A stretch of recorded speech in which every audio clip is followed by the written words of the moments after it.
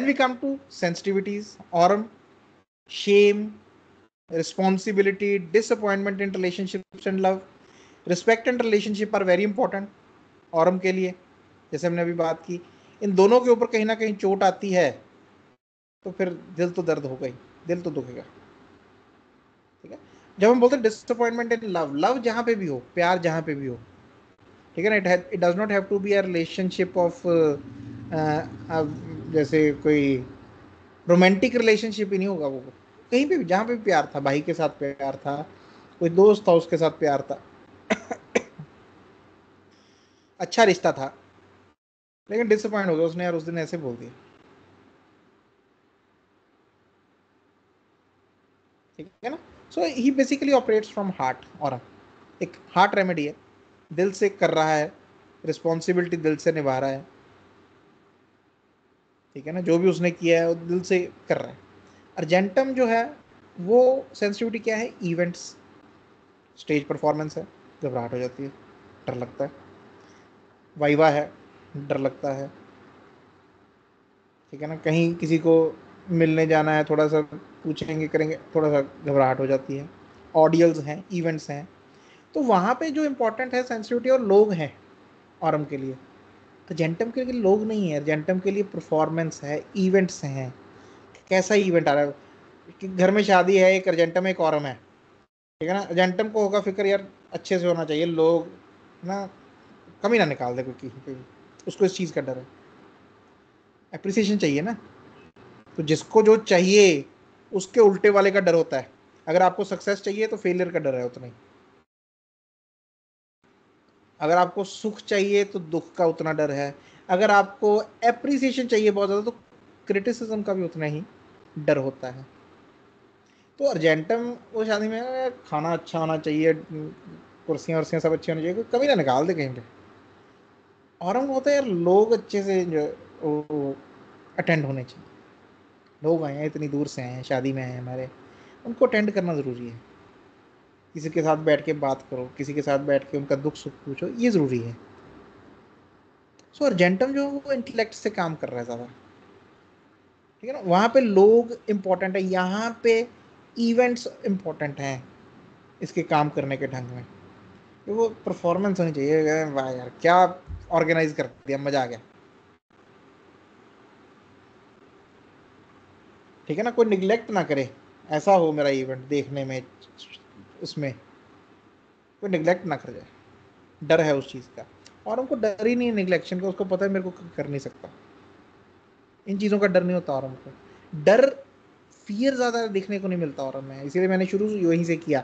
एक उदासी होती है यार, मैं जाके बैठा पास में थोड़ी देर, बस फॉर्मेलिटी सी करके उठ के चले गए, दुख होगा, सैडनेस आई, मैं कितने प्यार से गया.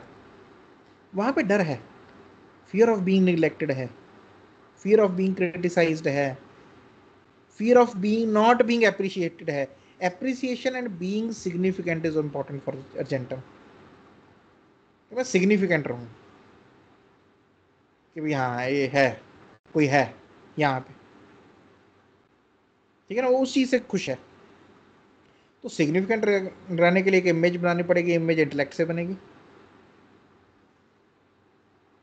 ठीक है, उसके लिए इंटेलेक्ट की ज़रूरत है, इसीलिए वो शुरू तो इन चीज़ों से बचने के लिए करता है, लेकिन वो ओवर ही चला जाता है फिर उसमें, एंटीसिपेशन में, एंग्जाइटीज़ में, फियर्स में. क्योंकि जो हो रहा है वो ठीक है, वो कर रहा है उसके लिए एफर्ट, लेकिन उसका उल्टा ना हो जाए इसका डर बढ़ता जाता है. उसका उल्टा ना हो जाए वो डर बढ़ता जाता है. एक दो बार अगर हो भी गया, वो उसको ओवरकम नहीं कर पाता, वो डर और ज़्यादा मल्टीप्लाइड हो जाएगा. देखा मैंने पहले, जितने भी एंटीसिपेटरी वाले लोग होते हैं ना, एंटीसिपेशन वाले, स्ट्रॉन्ग एंटीसिपेशन, उनका हमेशा एक पेट डायलॉग देखा मैंने, पहले ही कहा था भी ऐसा होगा.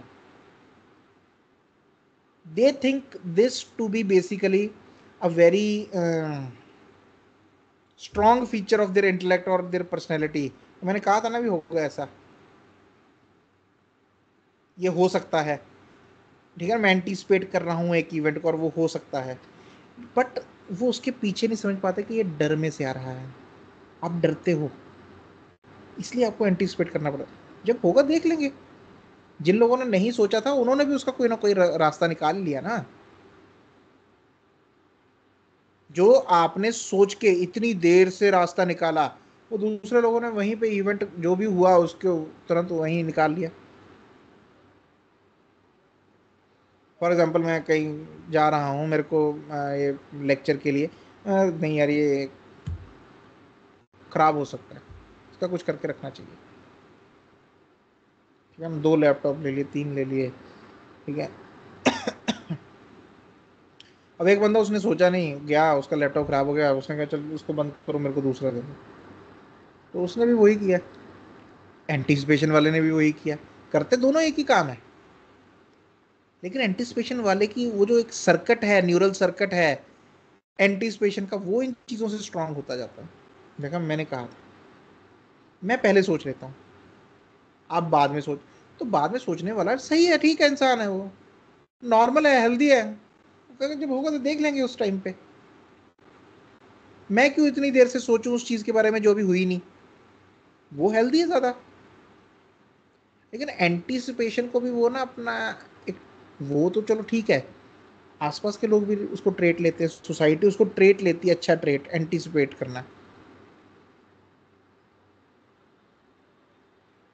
ठीक है ना, लेकिन वो चीजें, इसीलिए मैं बोलता हूँ कि बहुत बार हमने ऐसी चीजें सीखी हुई हैं जो एक्चुअल में हमारे लिए एक बीमारी का कारण है, बीमारी का कारण है वो। So anticipation is coming out of fear, we have to understand this thing. और डर वो बीमारी है। डर कहाँ से आता है? यहाँ से आ रहा है डर, माइंड से। कोई भी फियर है that is basically a product of your mental thinking. डर एक्चुअली, अब मैं बोलता हूँ कि मुझे अंधेरे से डर लगता है, अंधेरे ने क्या किया है? अंधेरा तो कोई फिजिकल चीज भी नहीं है जिससे मैं डरूं। अंधेरा तो अंधेरा है। नहीं, वो मेरे को होता भी कहीं फिर चोट ना लग जाए उसमें, कोई चीज ना आ जाए, कोई काट ना ले, कोई इंसेक्ट वगैरह, अंधेरे में तो लाइट होनी चाहिए। तो वो डर मेरा कहाँ से आ रहा है? मेरे माइंड से। ठीक है, कभी हुआ भी होगा, कोई बात नहीं, फिर क्या हो गया? हर बार तो नहीं हुआ। कभी होगा मैं अंधेरे कमरे में चला गया, बेड लग गया पैर को, लेकिन वो हर बार तो नहीं हुआ मेरे साथ, एक आधी बार हो गया, ठीक है।